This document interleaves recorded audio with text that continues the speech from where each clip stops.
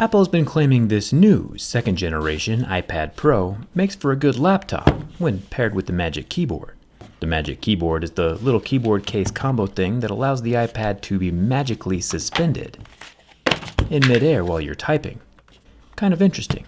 Today, we're going to see how durable each of these are together, since, last time around things didn't work out too well for the iPad Pro when it was all alone. Let's get started.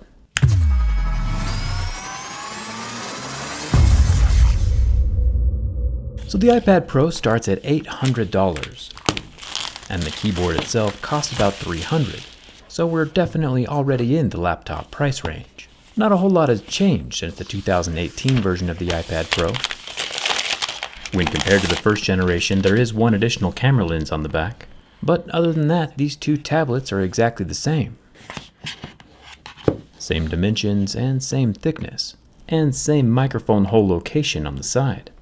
This new second generation tablet is 3 grams heavier though. 3 grams is about the weight equivalent of an American penny, which doesn't give me a whole lot of hope that the iPad will survive this time around either.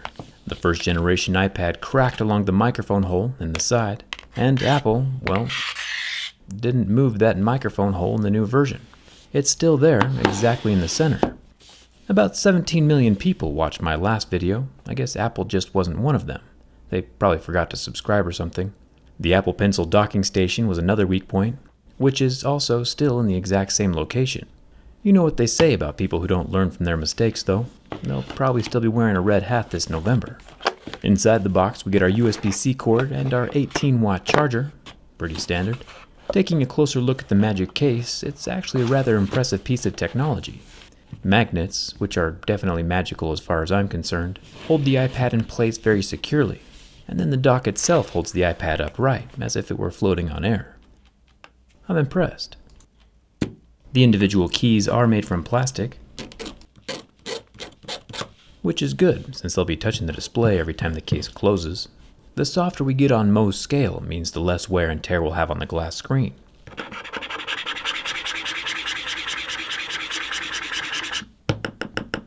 The palm rests have more of a rubber coating, and the trackpad is unscratched. Speaking of the Mohs scale of hardness, let's take a closer look at the screen. The top surface is incredibly thin. You can see the display underneath distort a little bit as I press down with my tools. A plastic screen would scratch at a level 2 or 3, glass would scratch at a 5 or 6, and sapphire should start scratching at a level 8 or 9. And judging by the scratches we see at a level 6, with deeper grooves at a level 7, the 11-inch iPad Pro screen is made from glass. Thin glass, but still glass. There is a 7-megapixel front-facing selfie camera, also protected under that same slab. Making our way to the right side of the tablet,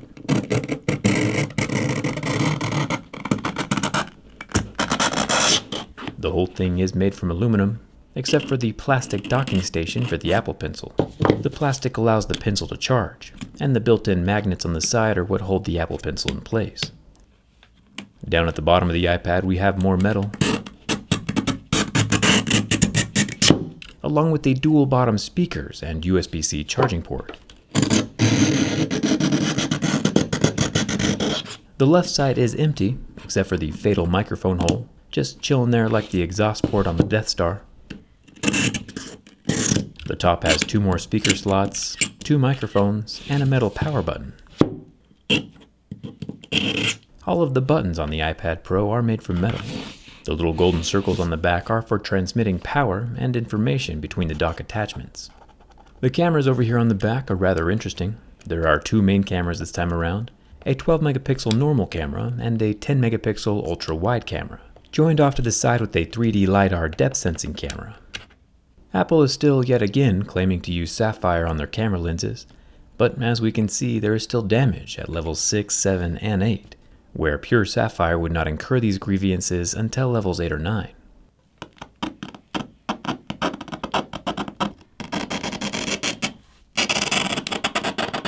Apple does like to call this a laptop replacement.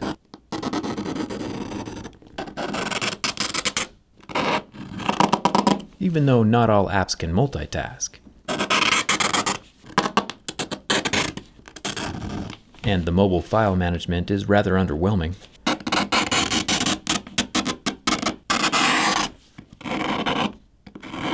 It does now allow for third-party mouse and keyboards to connect though, which is a step in the right direction, and pretty cool.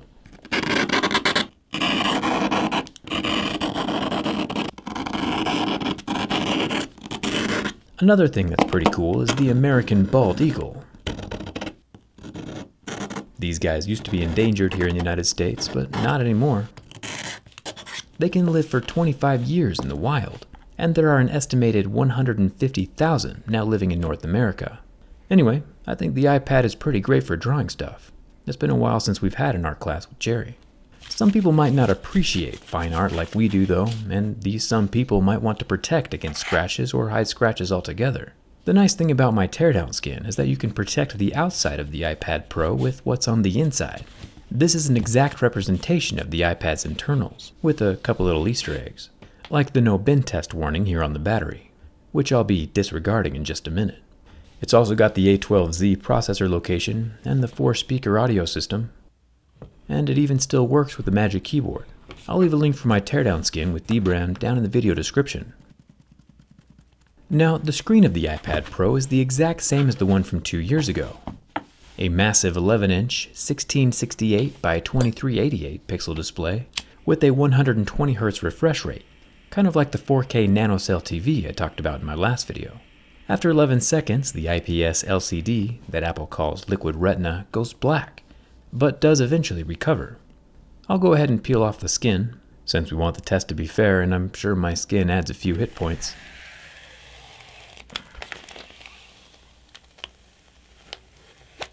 There's our bald eagle again. America. We'll start by bending the second generation iPad Pro inside the Magic Keyboard case, just to see what kind of structural protection it offers. This case weighs twice as much as the iPad itself, tripling the iPad's overall weight when it's attached. And it already feels more sturdy. When bending from the back and the front, the iPad inside its Magic case is solid, and very well protected in a cocoon of comfort. Speaking of cocoons, which are magical all by themselves, I want to see what the Magic inside the Magic case looks like. I can peel back the leathery peeling folio cover to reveal a bunch of white plastic. The exterior is much more difficult to peel away. Apple's glue is pretty intense. I guess I could always just buy one of MKBHD's cool little green magnet paper things. But finding the magnets manually is a bit more exciting.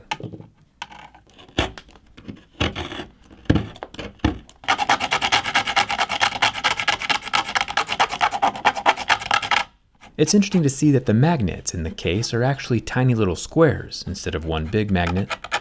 They are all laid out in the four corners of the case and all work together to hold the iPad in place. Kinda cool. The keys on the keyboard are made from scissor switches, and do have travel and click to them. No complaints here. But what happens when the 2020 iPad Pro is removed from its protective case? Can it withstand a backpack or maybe someone accidentally sitting on it? Even our swooping eagle probably can't protect the iPad from its own little microphone hole. It really is in the worst spot. The design flaw is still a design flaw. Who would have thought? With just one bend, the iPad Pro second generation also snaps in half, just like the first one, probably because Apple changed nothing. To be fair though, the iPad Pro does cost less than an iPhone, with 4 times the real estate. So durability just probably isn't one of Apple's main focuses with this thing. At least now we know it is fragile though, and we can take the necessary steps to protect it. You're probably asking, hey Jerry, did you make this entire video just so the eagle would flap its wings? Maybe. The liquid crystals are going nuts inside of the screen as I flex it back. It looks pretty cool. The aluminum of the iPad is soft and wavy.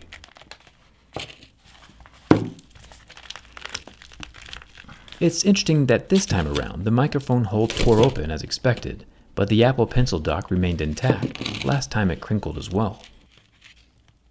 The lightning show from the leaking liquid crystals looks pretty cool.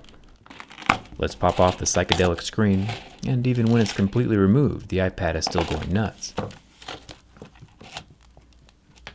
We can see the battery pouches and the speakers, just like they were laid out with the teardown skin. When compared to other Apple products, I feel like the iPad Pro is pretty fairly priced. I had hoped that they would make it more durable this time around, but inexpensive cases do exist, and in this particular instance, I would highly recommend getting one. Not necessarily the $300 Magic case, but it is nice to know that the Magic can hold its own. Do you think it's important for the iPad Pro to be durable? Let me know down in the comments. Anyway, I'm gonna go wash the glass out of my fingers, so make sure to hit that subscribe button if you haven't already. Come hang out with me on Instagram and Twitter. The link to the iPad teardown skin is in the video description down below. And thanks a ton for watching. I'll see you around.